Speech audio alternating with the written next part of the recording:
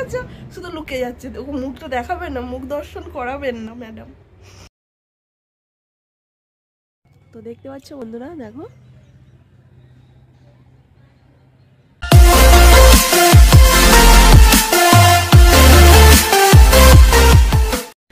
সুপ্রভাত বন্ধুরা, কেমন আছো তোমরা সকলে? আশা করবো খুব ভালো আছো এবং সুস্থ আছো। আমি রিঙ্কু চলে এসেছি তোমাদের সঙ্গে আরো একটা নতুন ব্লগ ভিডিও শেয়ার করতে। আজকে হলো সোমবার, আর সোমবারের সকাল এখন 10টা পার হয়ে গেছে বন্ধুরা। তো দেখো গলার স্বর তো পুরো বদলেই গেছে, কারণ প্রচন্ড তো ঠান্ডা লেগেছে। আগের দিন জলের ভাপ নিয়েছি, তো নাক দিয়ে যেটা মানে ঝরছিল তো সেটা বন্ধ হয়ে গেছে, তাও এখনো ঝরছে। গলায় প্রচন্ড পরিমাণ ব্যথা, আর তোমার এগুলো প্রচন্ড ফুলেছে। আজকে যাব ওষুধ আনতে, কালকে তো রবিবার ছিল, মানে গেল দিন রবিবার ছিল, তো বন্ধ ছিল বলে যেতে পারিনি। আর আমার মেয়ে পেছন থেকে সমানে হাত পা নেড়ে ভেঙাচ্ছে, জানো তো। ধর ক্যামেরাটা। তো আমি তো এক হাঁড়ি জল গরম করলাম, জল গরম করে এক বালতি ভেজাতে দিয়েছি। এখনো 2-4টা পড়ে আছে, ওগুলো বালতিতে তো হয়নি, ওগুলো কেচে নিয়ে তারপর ওগুলো আবার দেবো। আর এই দেখো কাঠের উনুনে ভাত চাপিয়েছি।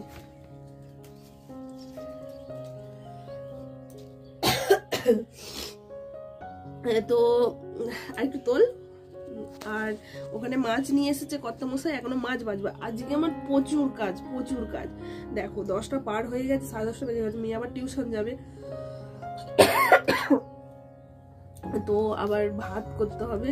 ভাত করে রান্নাটা তো করতে হবে, আবার এগুলো কাচতে হবে। বুঝতে পারছো কত কাজ, প্রচুর কাজ। একটা ভিডিও দেখছিলাম, কি যেটা বলছে তেজপাতাটাকে বিড়ির মতো করে বানিয়ে সেটাকে একটুখানি পুড়িয়ে এই ধোঁয়াটা টানলে কাজ কমে যায়। হ্যাঁ আমি ওটা জানি, কিন্তু কে করবে ওই রকম তেজপাতা পুড়িয়ে ধোয়ার মতো টানতে? সব আমাদের কি অভ্যাস আছে বিড়ি খাওয়ার? যারা বিড়ি খায় তারা পারবো না না। ওরকম টানলে বলে যাদের শ্বাসকষ্ট কমে যায়, শ্বাসকষ্ট যাদের কমে যায়।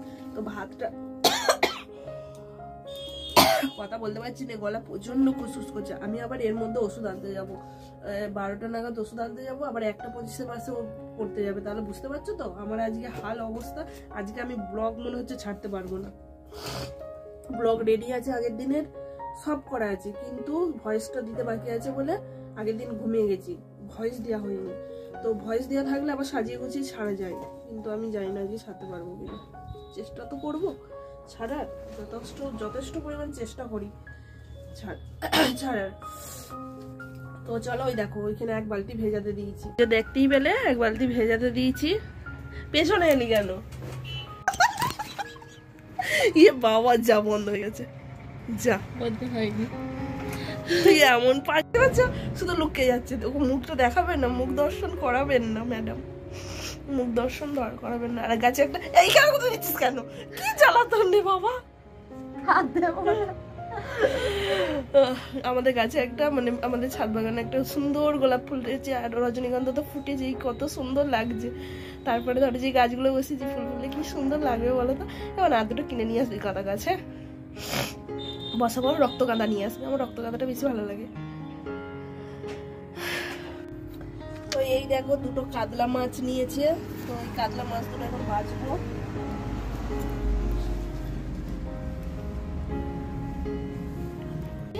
হ্যাঁ ভর্তি করলাম, ট্যাঙ্কে জল ছিল না, ভর্তি করলাম। বাবার মতো এই জামা কাপড় কাচবো, আবার খালি হয়ে যাবে। ট্যাঙ্কে জল ধরলে না, রোদ উঠলে জল ধরলে গরম হয়ে যায়।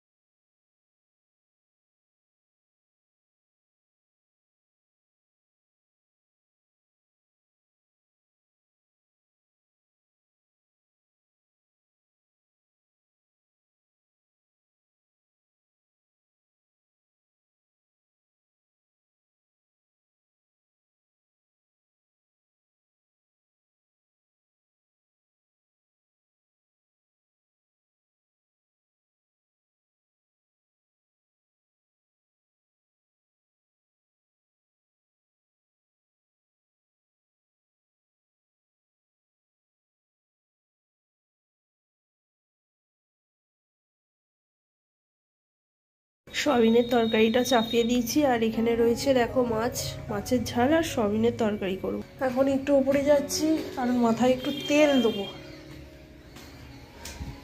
অনেকদিন যাবত মাথায় তেল দেওয়া হয়নি, আর বাইরে রোদ বেরিয়েছে, দেখো জানলা বন্ধ। আমার এখনো খাট গোছানো হয়নি।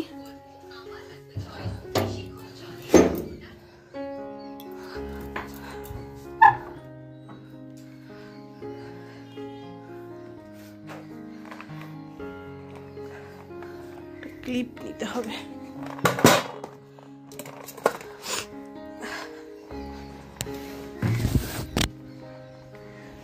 রোদ পড়ছে, এখানটা দিয়ে দিই। এই বড়িগুলো কৌটোয় পুড়তে হবে, যেটার মধ্যে তেল তৈরি। ও বাবা, জমে গেছে তো, রোদে বসতে দিতে হবে। ও মা, ভাবলাম মাথায় তেল দিতে আসবো, জমে গেছে, মনেই নেই। থাক রোদে একটু।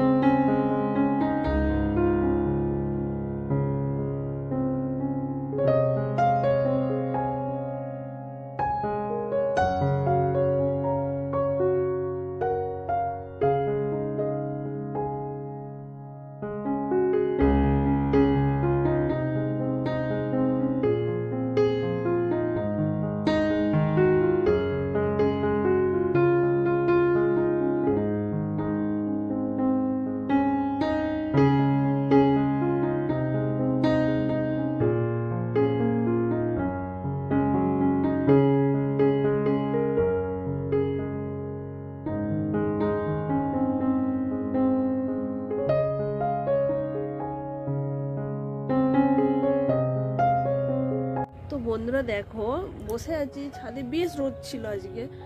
তো হঠাৎ করে কোথা থেকে দেখো আকাশে মেঘ, হঠাৎ করে মেঘ চলে এলো কোথা থেকে।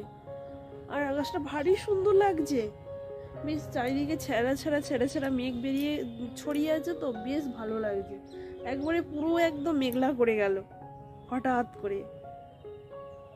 কি সুন্দর রোদ বেরিয়েছিল, অবাক কাণ্ড। আবার কি বৃষ্টি হবে? তো চলো, এখানে আছে লেপ, ওদিকে আছে জামা কাপড়, সব গুছিয়ে নিয়ে যেতে হবে। মেয়ে তো বললো গাছে জল দিয়ে দেবে, একটুখানি ছিটে ফোটা জল দিতে হবে, দিয়ে নিচে যাবো। এখন বাজে গেছে তোমার 4:15 করে বেজে গেল। যদিও বা রোদ থাকে না, তবু হালকা হালকা সূর্য অস্ত গেলে থাকে, কিন্তু আকাশ করে গেছে মেঘলা। দেখাই তোমাদেরকে এক ঝলক। তো দেখতে পাচ্ছ বন্ধুরা, দেখো আকাশে ছেঁড়া ছেঁড়া মেঘ ধরে গেল, আর কি ভারী সুন্দর লাগছে দেখো।